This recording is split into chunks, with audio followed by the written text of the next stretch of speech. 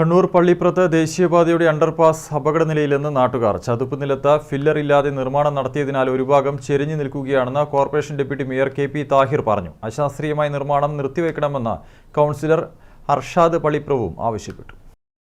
കണ്ണൂർ പള്ളിപ്പുറം ചാൽമൊട്ട അണ്ടർപാസാണ് അപകടകരമായ രീതിയിൽ നിർമ്മിച്ചതെന്നാണ് പരാതി. ചതുപ്പ് പ്രദേശമാണ് ഇവിടം. ഫില്ലറിട്ട് അടിത്തറ ഭദ്രമാക്കിയ ശേഷമാണ് ഇത്തരം സ്ഥലങ്ങളിൽ നിർമ്മാണ പ്രവർത്തനങ്ങൾ നടത്താറുള്ളത്.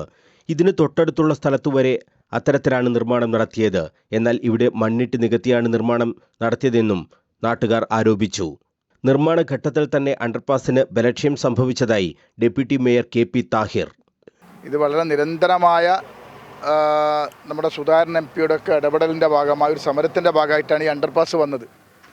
പക്ഷേ അണ്ടർപാസിൻ്റെ പണി പൂർത്തിയാക്കി നോക്കുമ്പോൾ ചതുപ്പ് നിലത്ത് ചെയ്യേണ്ട വർക്കല്ല ഇവിടെ ചെയ്തത്. അണ്ടർപാസ് കോൺക്രീറ്റ് പാളികൾ പുറത്തു വരികയാണ്, വിള്ളൽ വന്നിരിക്കുകയാണ്. അതുകൊണ്ട് ഇതിന് ബലക്ഷയം ഇപ്പം തന്നെ വന്നിട്ടുണ്ട്. നിർമ്മാണത്തിൻ്റെ സമയത്ത് തന്നെ ഇപ്പം മണ്ണ് ഫില്ല് ചെയ്യുമ്പോൾ അതിന് ബലക്ഷയം വന്നിരിക്കുകയാണ്.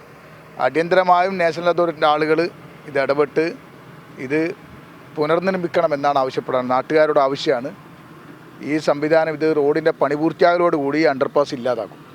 നാട്ടുകാർ ആക്ഷൻ കമ്മിറ്റി രൂപീകരിച്ച് പ്രക്ഷോഭം നടത്തിയതിനെ തുടർന്നാണ് ഇവിടെ അണ്ടർപാസ് അനുവദിച്ചത്.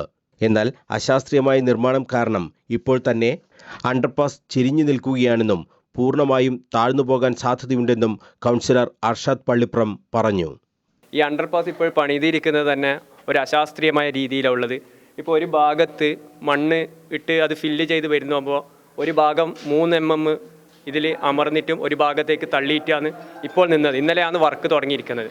ഇത് നിരന്തരമായിട്ട് നമ്മൾ ഇവരോട് ബന്ധപ്പെട്ടിരുന്നു. അപ്പോൾ അവരുടെ ഇടയിൽ നിന്നും നിങ്ങൾ ചെയ്യുന്നത് പോലെ ചെയ്തോ എന്നാണ് നാഷണൽ ഹൈവേ അതോറിറ്റിയുടെ മറുപടി ഉണ്ടായിരുന്നത്. അങ്ങനെയാണ് നമ്മൾ ഇപ്പോൾ നാട്ടുകാർ എല്ലാവരും ചേർന്നിട്ട് ഒരു പ്രക്ഷോഭത്തിലേക്ക് പോകേണ്ട തീരുമാനമാണ് നാട്ടുകാരും ഈ വഴി സഞ്ചരിക്കേണ്ടവരും തീരുമാനിച്ചിരിക്കുന്നത്. ചതുപ്പ് നിലത്ത് നടത്തേണ്ട നിർമ്മാണ പ്രവർത്തന രീതിയിലല്ല ഇവിടെ നിർമ്മാണം നടന്നതെന്നും ഒരു ഫയർ എഞ്ചിന് പോലും ഇതുവഴി കടന്നുപോകാൻ കഴിയില്ലെന്നും നാട്ടുകാർ കുറ്റപ്പെടുത്തി. ഈ റോഡ് ഉപകരിച്ചിട്ടാണ് ഇപ്പോൾ ഒരു ഫയർഫോഴ്സ് പോലും എന്തെങ്കിലും അത്യാഹിതം വന്നു കഴിഞ്ഞാൽ ഇങ്ങോട്ട് എമർജൻസി കേസോ ഇപ്പുറത്ത് പാസ് ചെയ്യാൻ കഴിയില്ല. 4-5 കിലോമീറ്റർ കറങ്ങിയിട്ട് വേണം ഒരു ഫയർഫോഴ്സ് പോലും നമ്മളെ പ്രദേശത്തേക്ക് വരണമെങ്കിൽ.